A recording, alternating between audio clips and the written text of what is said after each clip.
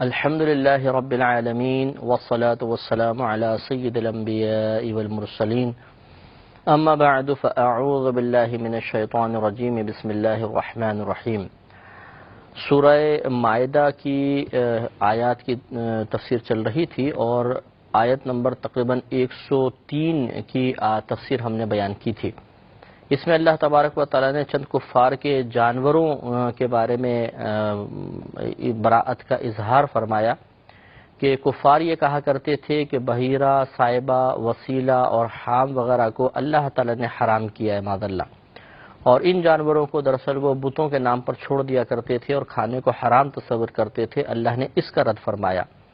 کہ ما جعل اللہ من بحیرۃ ولا صائبۃ ولا وسیلۃ ولا حام، کہ اللہ تعالیٰ نے بحیرہ، صائبہ، وسیلہ اور حام کو مقرر نہیں کیا،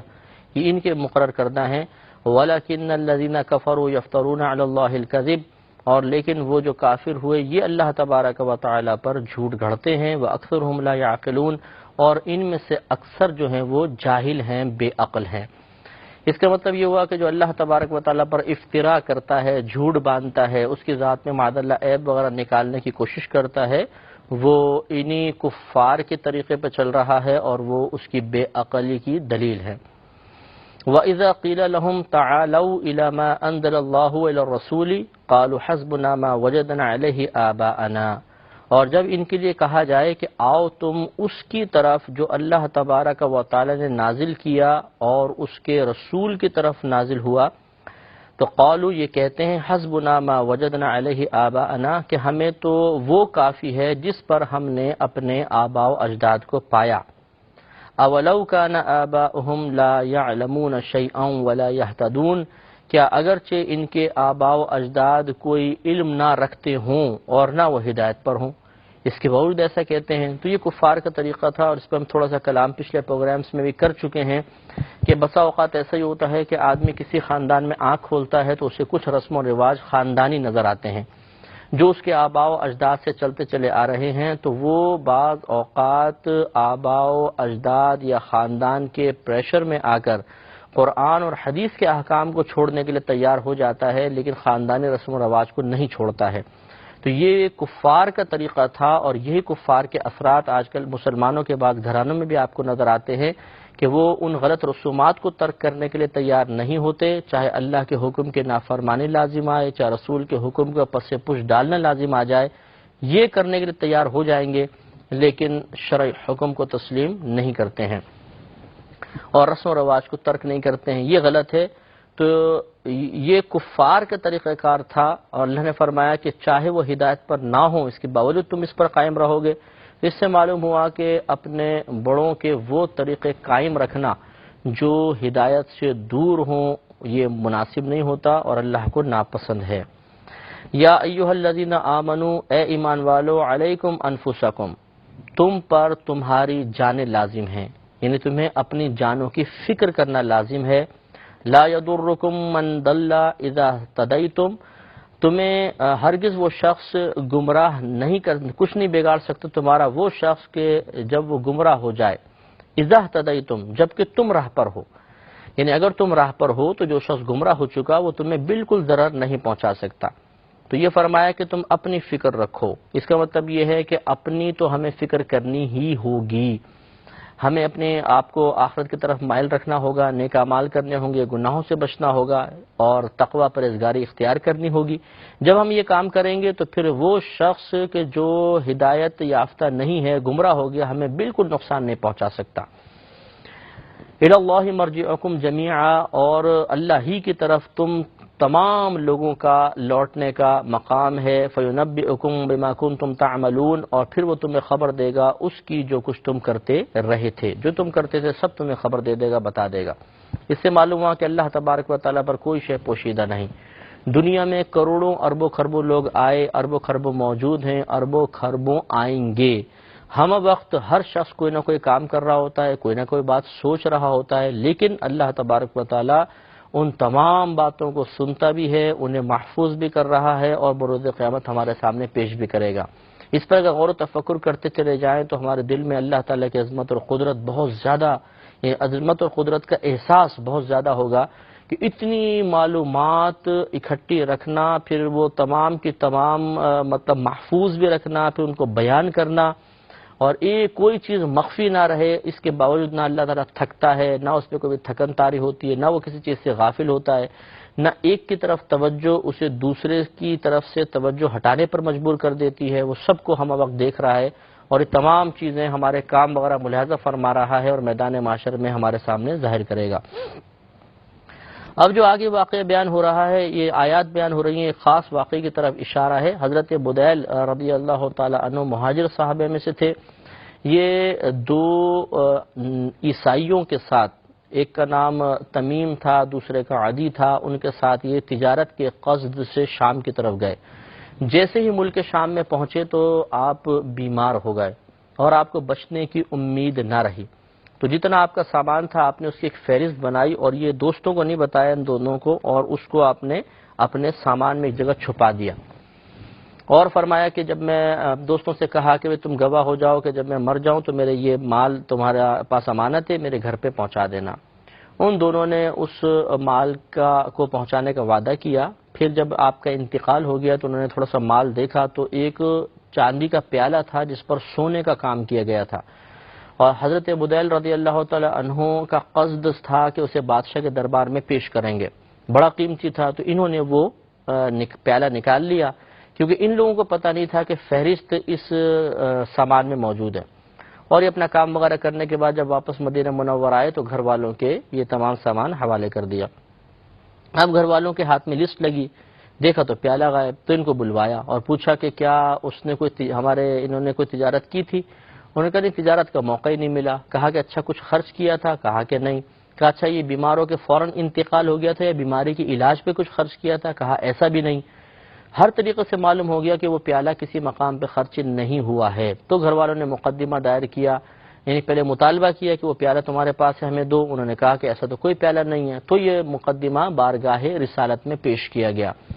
نبی کریم صلی اللہ علیہ وسلم نے نماز عصر کے بعد ان کو بلوایا اور ان سے پوچھا، تو انہوں نے وہاں پر جھوٹی قسمیں کھا لی،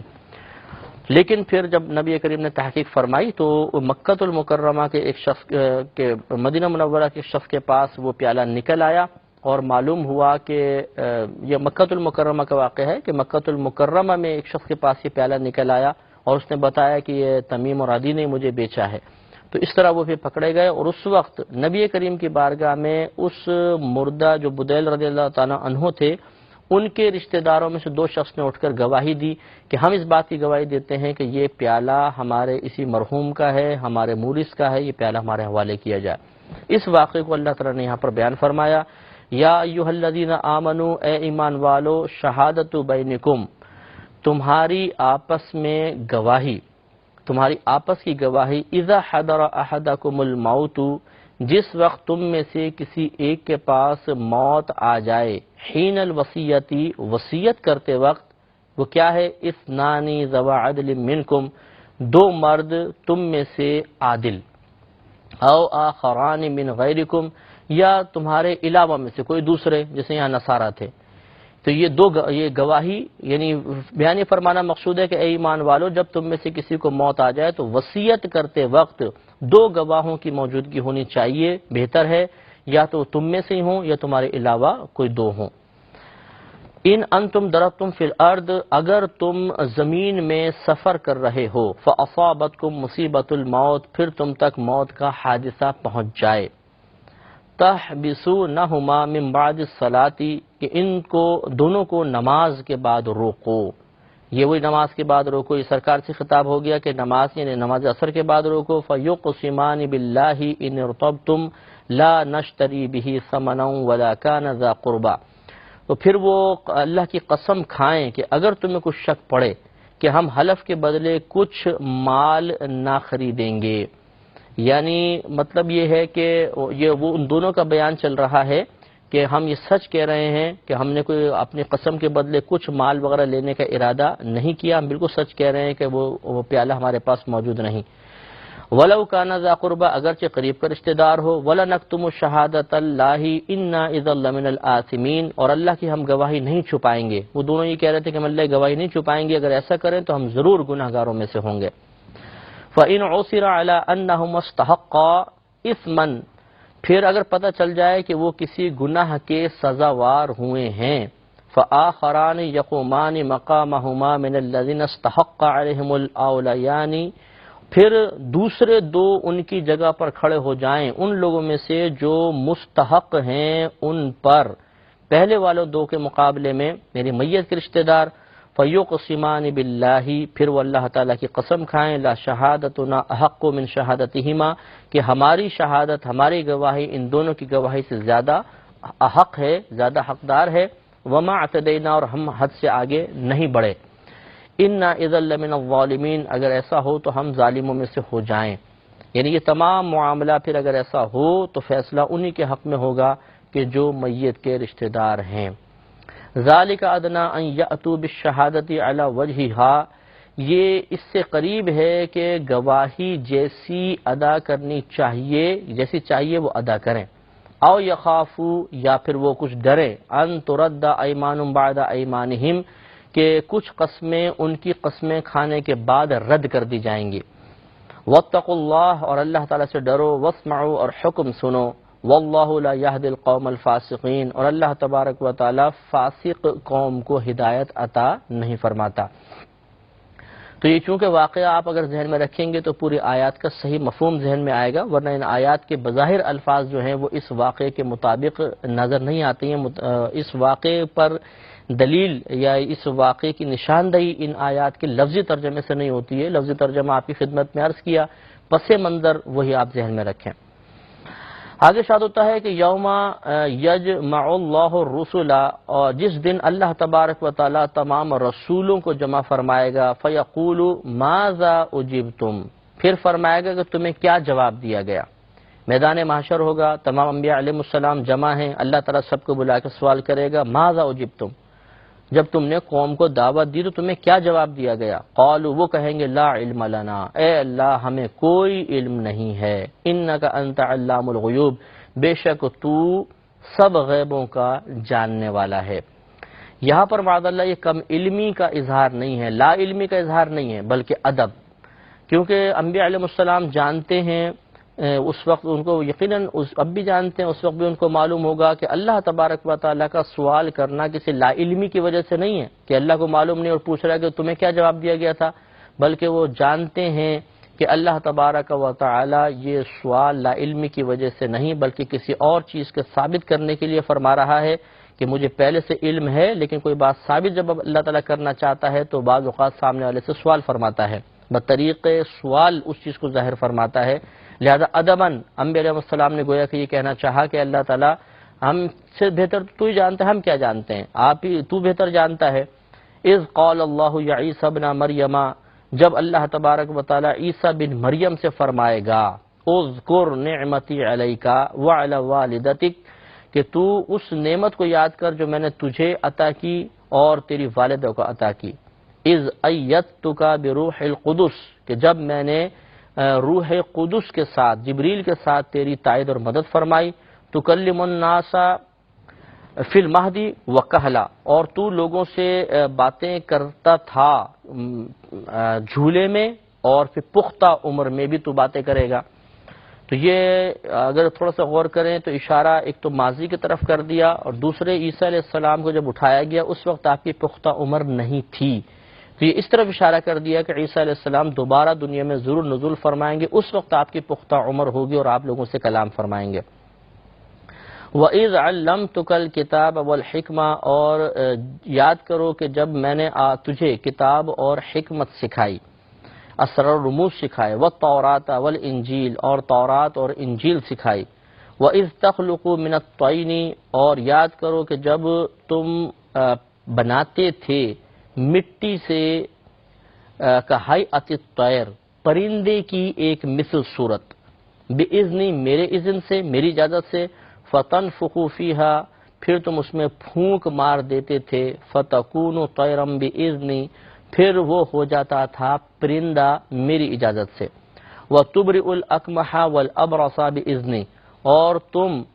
اکمہا کہتے ہیں مادرزاد اندھے کو، ابرسا کہتے ہیں سفید داغ والے کو، اور تم مادرزاد اندھے کو یعنی جو پیدائشی اندھا ہو، اور سفید داغ والے کو میرے اذن سے شفا دیتے تھے۔ وَإِذْ تُخْرِجُ الْمَوْتَى بِإِذْنِي، اور یاد کرو کہ جب تم نکالتے تھے مردوں کو، یعنی مردوں کو زندہ کر دیتے تھے بِإِذْنِي، میرے اذن سے۔ وَإِذْ كَفَفْتُ بَنِي إِسْرَائِيلَ عَنْكَ، اور یاد کرو کہ جب میں نے بنی اسرائیل کو آپ سے روکا،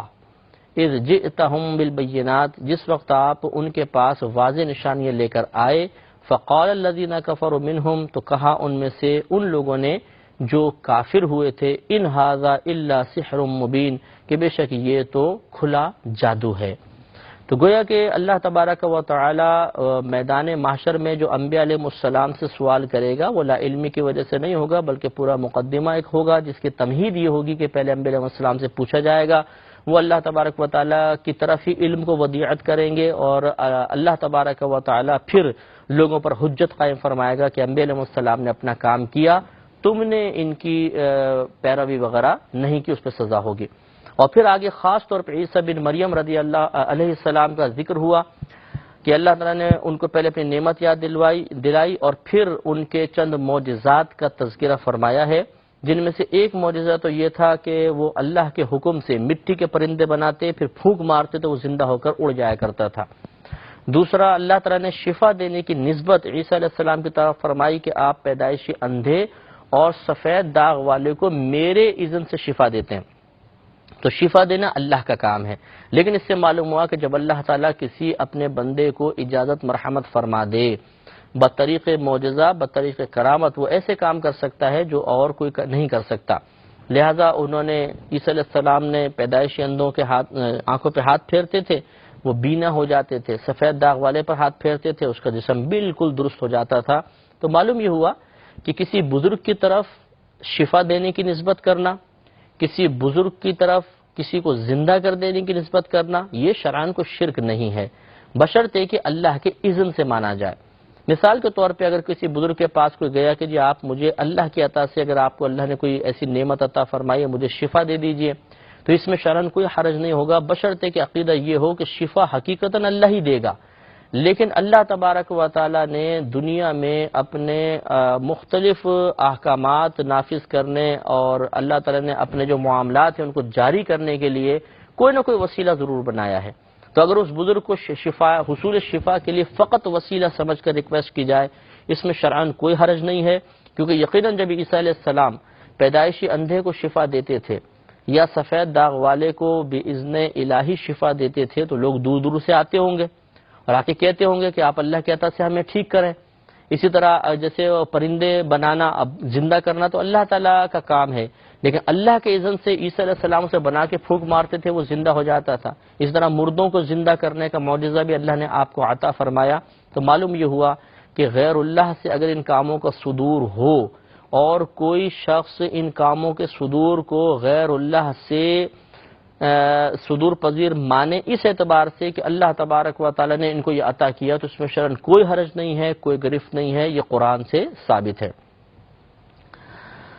تو اور باقی آگے پھر یہودیوں کے بارے میں اللہ تبارک و تعالی نے بیان فرمایا کہ انہوں نے عیسیٰ علیہ السلام کے معجزات دیکھ کر اس کو سحر مبین قرار دیا کہ تو واضح طور پہ جادو ہیں، معاذ اللہ یہ برا ہے۔ اس سے معلوم ہوا کہ انبیاء علیہ السلام کے معجزات کو برا بھلا کہنا یہ کفار کا طریقہ ہے اور اللہ تعالیٰ کو سخت ناپسند ہے۔ ہمیں بھی اس سے بچنے کی کوشش ہمیشہ جاری رکھنی چاہیے۔ وآخر دعوانا ان الحمد للہ رب العالمین۔